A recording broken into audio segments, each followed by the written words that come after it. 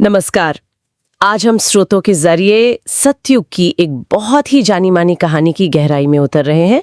ये कहानी है असुर राजा हिरण्यकशिपु और उसके भक्त पुत्र प्रहलाद की। एक तरफ पिता का भगवान विष्णु से जबरदस्त बैर और दूसरी तरफ बेटे की अटूट आस्था। तो चलिए देखते हैं कि अहंकार, विश्वास और फिर वो जो दैवीय हस्तक्षेप होता है, उसकी ये कहानी हमें क्या बताती है। नमस्कार। हाँ बिल्कुल। और ये कहानी सिर्फ सुनने सुनाने के लिए नहीं है। ये असल में हमें धर्म भक्ति का असली मतलब क्या है और ये जो पौराणिक वरदान होते हैं ना, उनकी प्रकृति कितनी जटिल हो सकती है, ये समझने में मदद करती है। कई पहलू हैं इसके, सोचने लायक। तो कहानी की शुरुआत, जैसा आपने कहा, हिरण्यकशिपु से होती है। वजह उसके भाई हिरण्याक्ष, उसकी मौत। और उसका मानना था कि इसके पीछे विष्णु का हाथ है, तो बस बदला लेना था और अजय बनना था। इसके लिए उसने बहुत कठोर तपस्या की, ब्रह्मा जी की, इतनी कठिन कि कहते हैं देवता भी घबरा गए थे। हाँ? और जब ब्रह्मा जी खुश होकर आए, वरदान मांगने को कहा, तो हिरण्यकशिपु ने जो मांगा वो बड़ा कमाल का था, बड़ी होशियारी से। शर्तें देखो, उसे कोई देव न मार सके, न दानव, न कोई इंसान, न दिन में मरे न रात में, न घर के अंदर न बाहर, न जमीन पर न आसमान में, और तो और न किसी अस्त्र से मरे न किसी शस्त्र से। सोचो जरा, मतलब कोई रास्ता ही नहीं छोड़ा। ब्रह्मा जी ने तथास्तु कह तो दिया। हाँ। लेकिन यहीं से, है ना, यहीं से हिरण्यकशिपु का अहंकार आसमान छूने लगा। उसने तो खुद को ही भगवान बना डाला और सबको कहा कि बस मेरी पूजा करो, विष्णु का नाम लेना भी पाप। और देखो विडंबना, उसी के घर में, उसी माहौल में उसका बेटा प्रहलाद जन्म लेता है, और वो बचपन से ही विष्णु का भक्त, मतलब परम भक्त। उसके मुंह से तो बस ओम नमो भगवते वासुदेवाय ही निकलता था।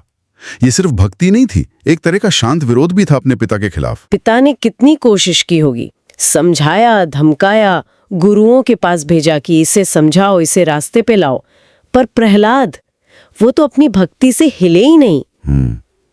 स्रोतों में यह भी आता है कि वो सिर्फ भावना में नहीं बहते थे, तर्क भी देते थे कि विष्णु ही तो सबके मूल हैं, शत्रु कैसे हो सकते हैं। और इसी बात ने हिरण्यकशिपु को बिल्कुल पागल सा कर दिया। उसे लगा ये तो मेरा अपमान है। फिर तो उसने एक के बाद एक भयानक तरीके अपनाए प्रहलाद को मारने के लिए। कभी हाथियों से कुचलवाने की कोशिश, कभी जहरीले सांपों के पीछे छोड़ दिया, कभी पहाड़ से नीचे फेंक दिया। लेकिन हर बार प्रहलाद बच निकले, जैसे कोई अदृश्य शक्ति उनकी रक्षा कर रही हो। और इसी सिलसिले में वो घटना आती है जिसका जिक्र अक्सर होता है, होली से जुड़ा हुआ, होलिका का। हिरण्यकशिपु की बहन थी ना वो, जिसे वरदान था कि आग उसे जला नहीं सकती। हाँ बिल्कुल। तो योजना बनी कि होलिका प्रहलाद को अपनी गोद में लेकर आग में बैठ जाएगी, प्रहलाद जल जाएगा, होलिका वरदान के कारण बच जाएगी, सीधा हिसाब। लेकिन हुआ उल्टा। हाँ, हुआ बिल्कुल उल्टा। कहते हैं विष्णु की कृपा ऐसी हुई कि प्रहलाद तो सुरक्षित रहे, पर होलिका अपने वरदान के बावजूद उसी आग में जल गई। अच्छा, ये दिखाता है कि शायद वरदान भी धर्म और नियत देखता है। और हाँ, कहते हैं इसी घटना की याद में होली का त्योहार मनाते हैं। खैर, अब तो हिरण्यकशिपु का गुस्सा और हताशा 7वें आसमान पर पहुंच गई होगी।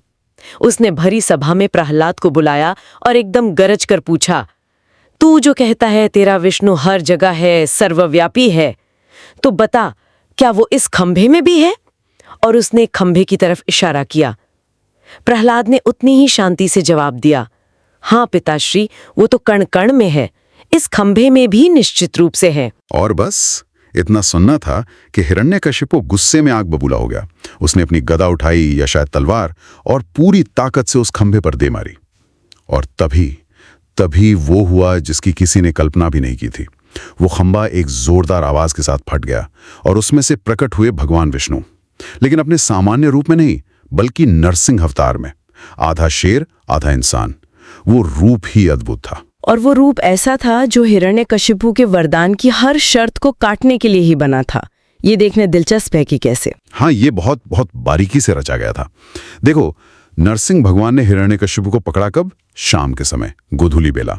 मतलब न पूरा दिन न पूरी रात। सही। कहाँ पकड़ा? महल की दहलीज पर, चौखट पर। मतलब न घर के अंदर न बाहर। हाँ। कैसे मारा? अपनी गोद में लिटाकर, यानी न जमीन पर न आसमान में। और हथियार अपने तेज नाखूनों से, जो ना अस्त्र थे न शस्त्र। वाह, मतलब हर शर्त का तोड़ निकाल लिया। बिल्कुल, वरदान का मान भी रह गया और अधर्म का नाश भी हो गया। तो इस पूरी कहानी से, इस गहरे विश्लेषण से क्या बात निकल कर आती है? मेरे ख्याल से एक तो ये कि अहंकार से मिली ताकत, चाहे वो कितनी भी अजेय लगे, उसकी एक सीमा होती है, वो टिकती नहीं। पर जो सच्ची आस्था होती है, सच्ची भक्ति, उसकी शक्ति की कोई सीमा नहीं। और ये भी कि धर्म की रक्षा के लिए चाहे हालात कितने भी मुश्किल हों, कोई न कोई रास्ता, कोई न कोई दिव्य मदद आ ही जाती है। बिल्कुल सही कहा। और अंत में एक सवाल जो शायद सोचने पर मजबूर करता है। ये कथा वरदानों की प्रकृति, इंसान की अपनी इच्छा शक्ति, जैसे प्रहलाद ने भक्ति का मार्ग चुना, और नियति मतलब जो होना तय है, इन सब के बीच का जो जटिल रिश्ता है उसे कैसे दिखाती है। क्या कोई वरदान सच में किसी को हमेशा के लिए अजय बना सकता है, या फिर ब्रह्मांड के अपने नियम, अपना संतुलन हमेशा सर्वोपरि रहता है? ये गहरा सवाल है जिस पर विचार किया जा सकता है। आपको ये कहानी कैसी लगी? कमेंट करके जरूर बताइए। अगर वीडियो पसंद आया हो तो लाइक करें, अपने दोस्तों और परिवार के साथ शेयर करें और हमारे चैनल को सब्सक्राइब करना ना भूलें ताकि अगली कहानी आपसे छूट ना जाए। हम फिर मिलेंगे एक नई कहानी के साथ। तब तक के लिए नमस्कार, जय हिंद और खुश रहिए।